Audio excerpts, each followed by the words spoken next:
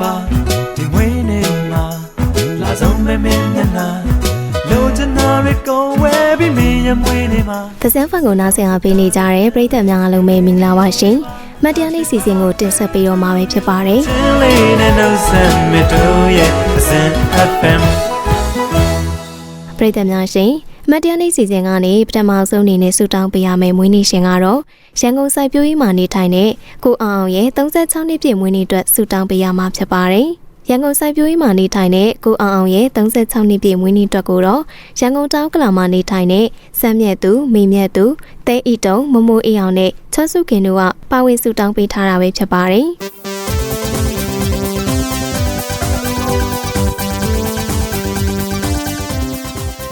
ပရိသတ်များရှင်မတရားနေ့စီစဉ်မှာဒီတစ်ခါဆူတောင်းပေးရမယ့်မွေးနေ့ရှင်ကတော့တိုက်ကြီးမှာနေထိုင်တဲ့မမေတော်ခင်မိုးမြင့်ရဲ့53နှစ်ပြည့်မွေးနေ့တော်ပဲဖြစ်ပါတယ်။တိုက်ကြီးမှာနေထိုင်တဲ့မမေတော်ခင်မိုးမြင့်ရဲ့53နှစ်ပြည့်မွေးနေ့တော်ကိုတော့ရန်ကုန်မှာနေထိုင်တဲ့သားကြီးပူကြီးဟင်းလင်းအောင်ကပါဝင်တောင်းဆိုပေးထားတာပဲဖြစ်ပါတယ်ရှင်။မွေးနေ့ရှင်အတီတော်ကိုတော့သားဖြစ်သူကမွေးနေ့ဆူတောင်းစကားလေးပြောပေးထားပါသေးတယ်။မွေးမမေကျမ်းမာရေးကျူဆိုင်ပါနောက်နှစ်ပေါင်းများစွာတည်းအခုလိုလေးပဲကြမ်းကြမ်းမမနဲ့နေပေးပါမမေဘဝတစ်လျှောက်လုံးမှာလည်းသားရှိရနဲ့တတိုင်းကြီးလိုမမမမက်ရက်တီပေးလို့ကျေးဇူးတင်ပါတယ်မမေဆိုပြီးတော့ဆူတောင်းစကားလေးပြောပေးထားပါတယ်ရှင်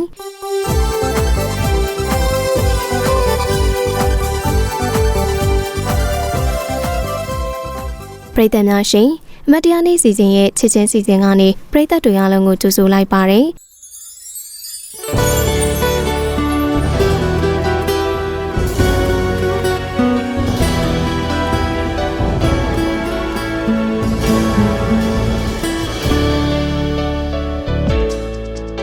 ဒီကနေ့ရဲ့ချစ်ချင်းစီစဉ်မှာပါဝင်လာတဲ့သူကတော့ကျိုင်းတုံမှာနေထိုင်တဲ့ဘွေးမျိုးနိုင်သိန်းနဲ့ဒေါ်မိုးတီရီနိုင်တို့ရဲ့မင်္ဂလာသက်တမ်းတစ်နှစ်ပြည့်အတွက်ကိုဆုတောင်းပေးရမှာပဲဖြစ်ပါတယ်။ကျိုင်းတုံမှာနေထိုင်တဲ့ဘွေးမျိုးနိုင်သိန်းနဲ့ဒေါ်မိုးတီရီနိုင်တို့ရဲ့မင်္ဂလာသက်တမ်းတစ်နှစ်ပြည့်အတွက်ကိုတော့ရန်ကုန်မှာနေထိုင်တဲ့ဘိုးမူအောင်စောဆန်ရှိန်ဘိုးကြီးသူရထန်နိုင်ဘိုးကြီးနင်းနေအေးဘိုးကြီးမြတ်နွယ်စုတို့ကပါဝင်ဆုတောင်းပေးထားတာပဲဖြစ်ပါတယ်။စကားလက်ဆောင်လေးလည်းပြောပြထားပါသေးတယ်။စကားလက်ဆောင်လေးကတော့အခုလိုမင်္ဂလာသက်တမ်းတစ်နှစ်ပြည့်ရစားလို့နောင်ရတို့ဆက်ဆက်တိုင်အောင်ဦးအောင်မင်းအောင်ပေါင်းသိရပါစေဆိုပြီးစကားလက်ဆောင်လေးပြောပြထားတာပဲဖြစ်ပါတယ်ရှင်။